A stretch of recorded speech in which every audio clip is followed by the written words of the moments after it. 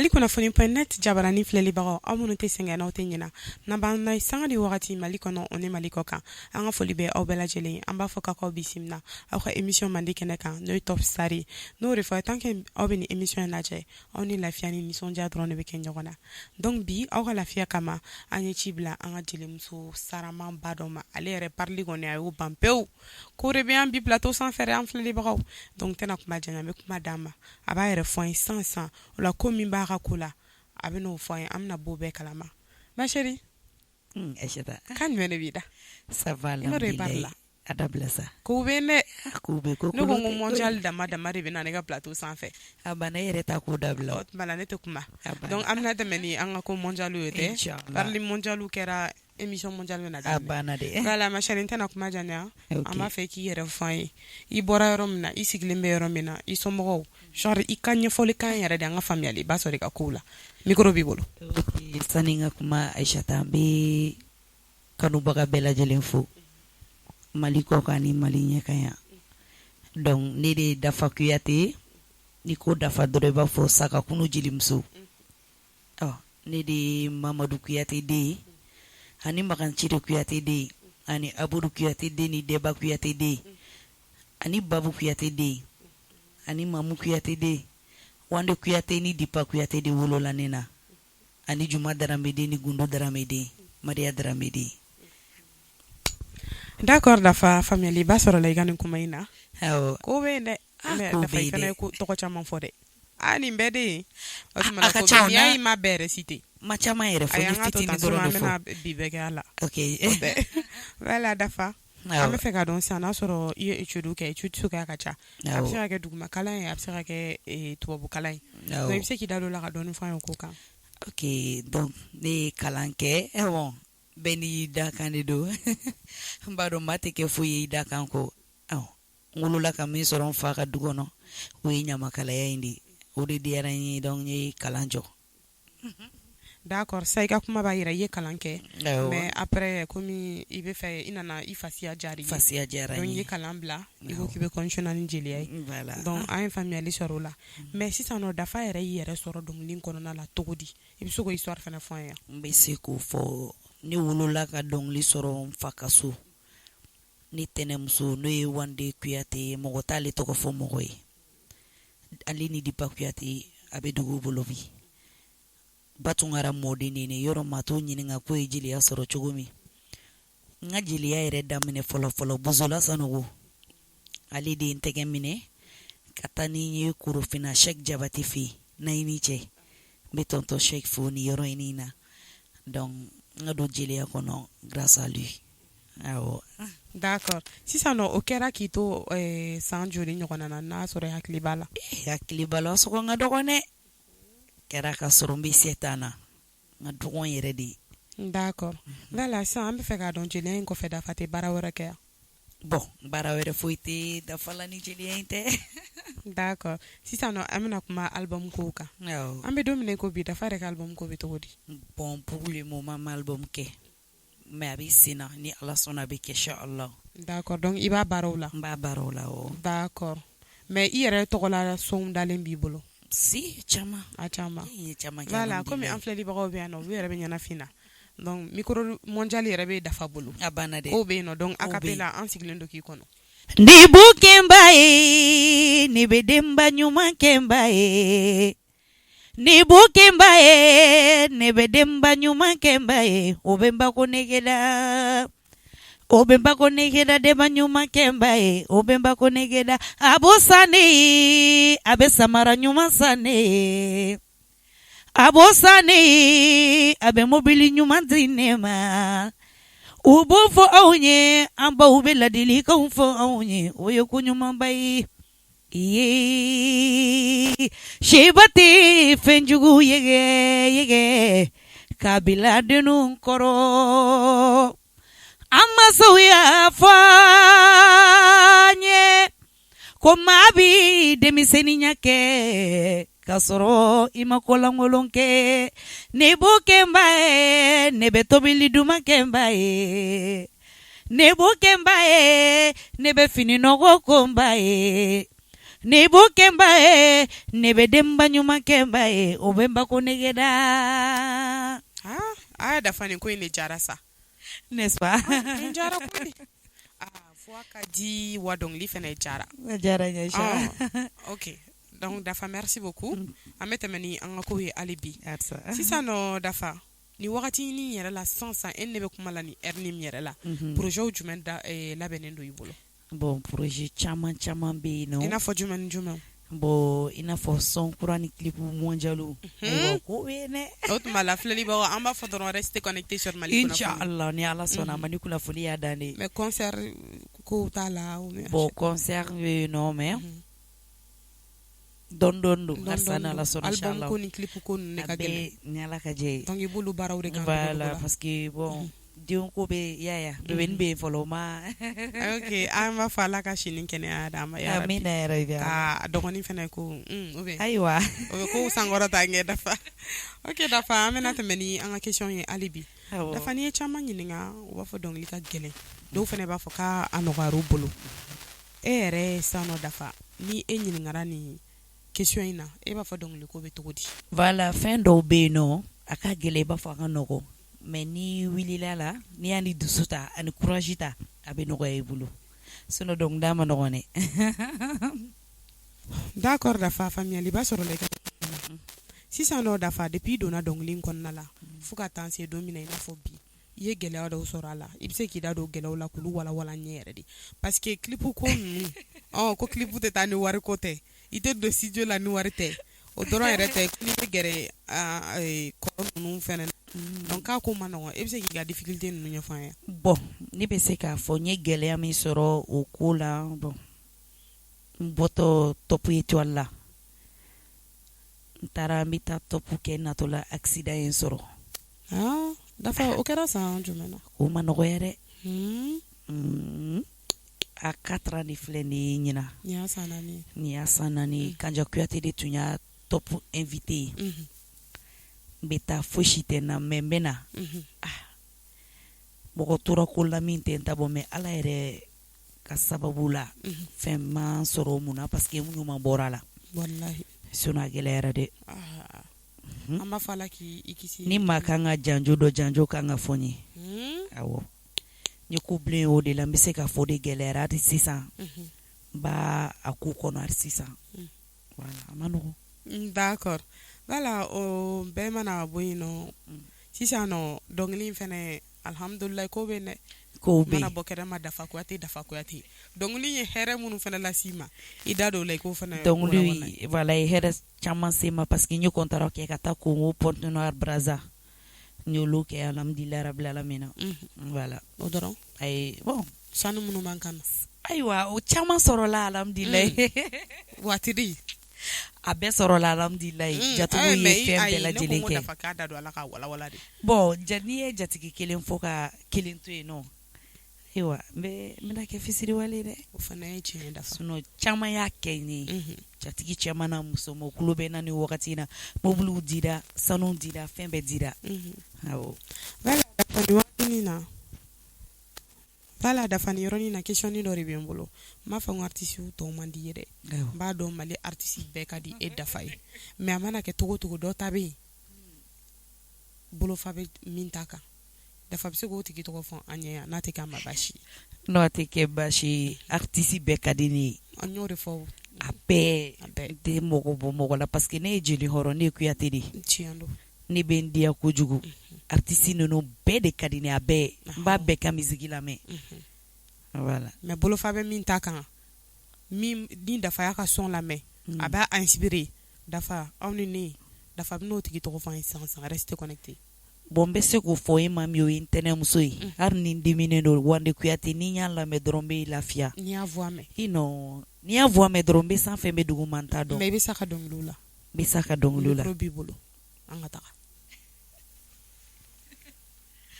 Siningene joni be siningene cogo dɔn Ala yɛrɛ de bɛ siningene cogo dɔn ni kɛra waribatigi di ni ma sabali jɔn tɛ sini dɔn Ala yɛrɛ de bɛ siningene cogo dɔn saya bɛ na wa balo bɛ na wa ala yɛrɛ de bɛ sinikɛnɛ cogo dɔn sinikɛnɛ jɔnni bɛ sinikɛnɛ cogo dɔn ala yɛrɛ de bɛ sinikɛnɛ cogo dɔn. mais dafa i b'a dɔn ko nin fɛnɛ diyara trop wa? Ayi dafa mana dɔnkili fɛn fɛn de da an t'a dɔn an bɛ min ta ka min to. Fɔlɔ ne yɛrɛ n ko de bɛ diya n'a bɛɛ ye nin fɛnɛ dara o fɛnɛ diyara hali nin fɔlɔ ye o kuma la k'o de bɛ yen bi an filɛ voilà dafa merci beaucoup et puis an b'a f'i ye fɛnɛ k'i voix y'a dan de. Merci. Donc du courage ko bɛ ka nali hali bi dɔɔni o tɛ voilà an bɛna continuer n'an ka question ye hali bi sisan nɔ depuis i donna dɔnkili ko la fo ka taa se don min na i n'a fɔ bi ko jumɛn kɛr'i la n'a y'i marqué kojugu a bɛ se ka kɛ en bien ou bien en mal mais n'a y'i marqué à part i ka accident i ko k'o b'i kɔnɔ hali bi an k'o bɔ a la ni ko wɛrɛ kɛr'i la n'o y'i marqué an ka taa micro b'i bolo. est-ce que ko wɛrɛ ne marqué ka accident in bɔ Aïcha? dafa ye sabali sa. wallahi n'a bɔr'o la foyi ma ne. ayi mais dafa a daminɛni na n'aw yɛlɛnna scène sanfɛ mɔgɔw tɛ yɛlɛ. ayi o kɔni i b'a dɔn o ye diyagoya parce que an ka clip fɔlɔ-fɔlɔ bɛ kɛ groupe Espoir. ne b'o la Nene Jabate b'o la Fatim Jabate b'a la Aisha b'a la Kanguden Kuyate an ka ca bon jupe dɔ kɔni tun bɛ ne na kan 2002 wagati jupe in nɔ a bɛ kabako ye mondial ko dan ye bonya bolo ne tun bɛ se ka don jupe in yɛrɛ kɔnɔ. donc mɔgɔw yɛlɛla non ma bɔ mɔgɔw kɔnɔ dɛ ni mɔgɔw ma ye ɲɛ u bɛ to k'o kuma ninnu fɛ. o tuma la kow bɛ yen nɔ dafa nin tɛ souvenir dɔ. n'o ye souvenir belebele. d'accord wasa dafa plutôt voilà an bɛ fɛ ka dɔn sisan nɔ n'a sɔrɔ i bɛ furu kɔnɔ walima n'o ko bɛ cogo di i bɛ se ka dɔɔni fɔ ko fana kan. ayiwa n bɛ yɔrɔ min na n furulen n bɛ n cɛ ka so. denw fana bɛ yen nɔ. den kelen sɔrɔla alhamdulilayi. an bɛ dugawu kɛ yarabi ala k'u lamɔsi d'i ma. amina yarabi. voilà sisan nɔ i yɛrɛ ka dɔnkili dalen yɛrɛ k'i yɛrɛ tɔgɔ la dɔnkili i bɛ se ka dɔn n'a sɔrɔ o hakɛ ni o nombre b'i kunna yan nɔ déjà. n yɛrɛ ka dɔnkili hakɛ par exemple. voilà i yɛrɛ ka dalenw quoi a nombre. bon n tɛ se k'a fɔ n bɛ a jate dɔn mais a ka ca. a ka ca. si n ye mais i yɛrɛ ka dɔnkili kɔnɔna la i bɛ jumɛnw de fɔ ka caya dɔnkili ninnu quoi thème ninnu. bon n bɛ se k'a fɔ n bɛ thème min fɔ n ye dɔ da bana kan parce que n kelen ka accident kɛ n ye bana da. o dɔnkiliw ka di n ye kojugu. furu fɛn t'a kɔnɔ conseil ninnu. bon diɲɛ ɲɛ jarabi voilà jarabi b'a kɔnɔ. d'accord jarabi ko in yɛrɛ ka di. jarabi ko in voilà jarabi ko in sisanama. o tuma la ko bɛ yen voilà sisan nɔ dafa e yɛrɛ sigilen bɛ yɔrɔ min na sisan i yɛrɛ hamina ko jumɛn de b'i la. bon hamina ko min bɛ ne dafa la o ye n fa ni n ba ye olu ka di n ye kojugu. ala ka se ka hɛrɛ kɛ n ye halisa pour que n bɛ se ka u hamina ko k'u ye quoi voilà masako ka gɛlɛn bolo. sisan nɔ dafa ni mɔgɔ ye yɛrɛ ɲininka sisan k'e bɛ i yɛrɛ ye cogo di dans 2 ans tu te vois comment dans 2 ans e b'i yɛrɛ imaginer cogo di. ne kɔni ne bɛ n yɛrɛ la bon yayiwa ko filɛ dɛ. ayi m'a ye dɛ i b'a fɔ ka na a fɔ ka na.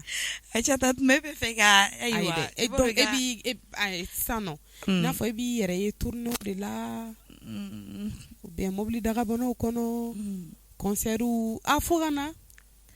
bon dans 2 ans ɲɛ bɛ n yɛrɛ la cogo min na ala yɛrɛ ka ko kɔnɔna na n'ala sɔnna inshallah se bɛ ala subhanahu wa taala ye n bɛ se ka min kɛ n bangebagaw ye ala k'u bila ka taa hijiw la ka yayiwa kobaw kɛ. donc o dɔrɔn de jɔrɔ bɛ yen.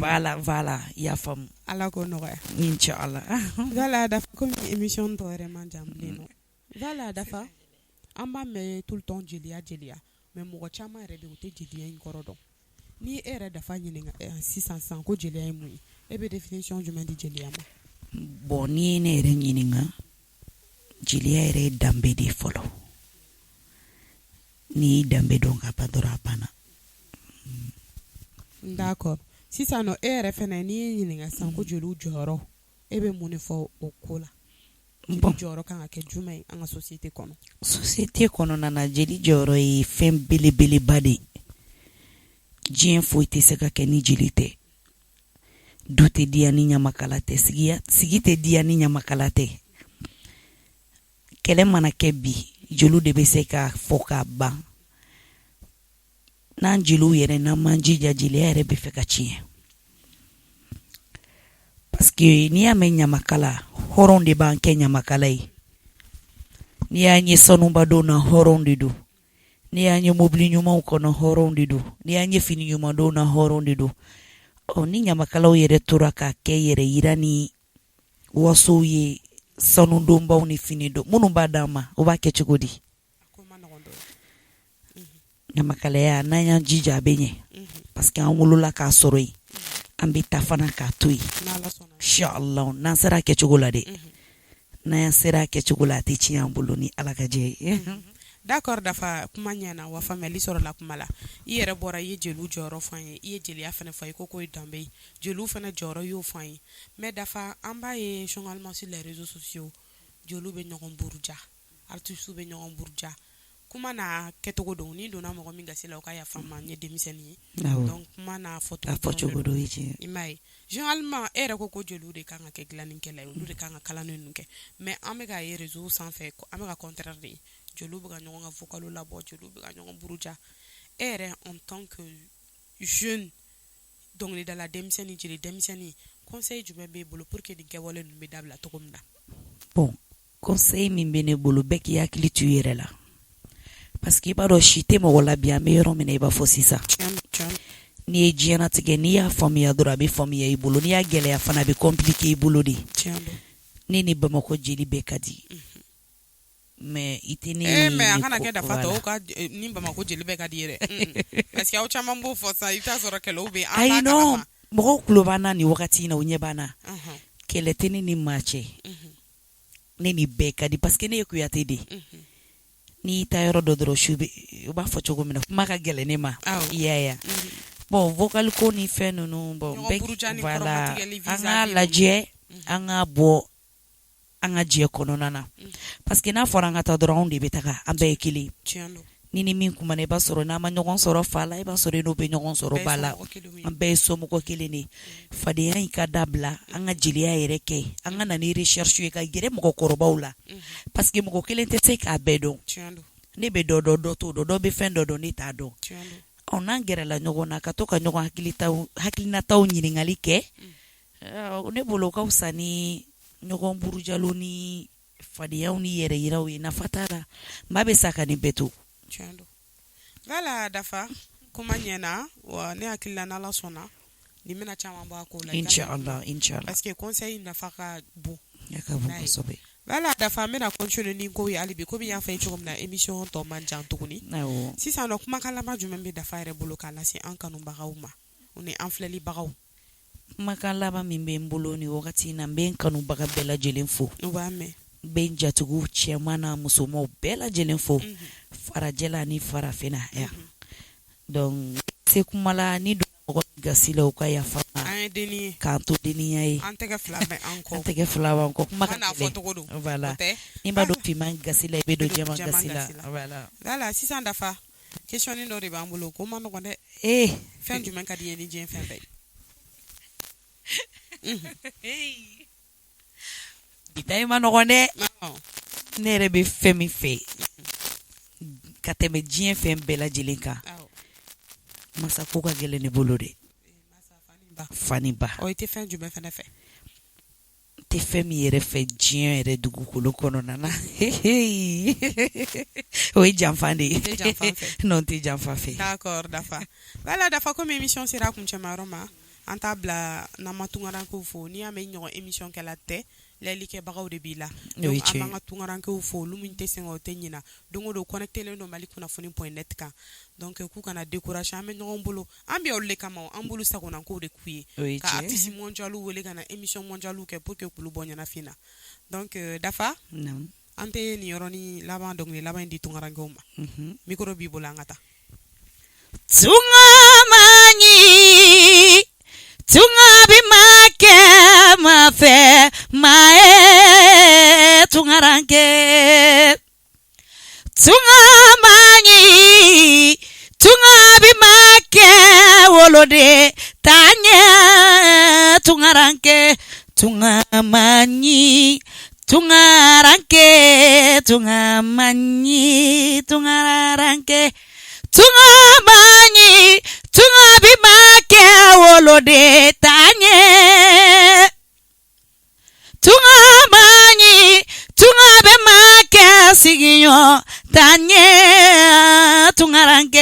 tungamani tungaranke tungamani tungaranke mena juku janka tungaranke tungamani tungamani tungaranke. Dafa tu ta continue fo shini fam te presidente ada blasa ko injara sa o cameraman no mes no la utmala dafa yambu te ashikiriya ni fene jara ngo son bere jara n'est-ce pas ça? Merci beaucoup. Nyere kontana ko jugo. Inshallah. Nala ka je inshallah. Aywa an filɛli bagaw komi n y'a fɔ a ye cogo min na n ko ko in tɛna kɛ basi n'a na bɛ dɛsɛ aw yɛrɛ y'a yɛrɛ ko in kɛra aw bɛɛ lajɛlen ɲɛna donc ani Dafa KOUYATE de tun bɛ ɲɔgɔn bolo denmisɛnnin don mais denmisɛnnin min don a b'a jiniyɔrɔ fin ko denmisɛnnin tɛgɛ kuko ɲuman o bɛ mɔgɔkɔrɔba denkɛ nɔɔni o la dɔrɔn an b'a fɔ a ye a y'aw sɔgɔlen to malikunafoni.net kan ko duman dama dama de bɛ ka nalen merci.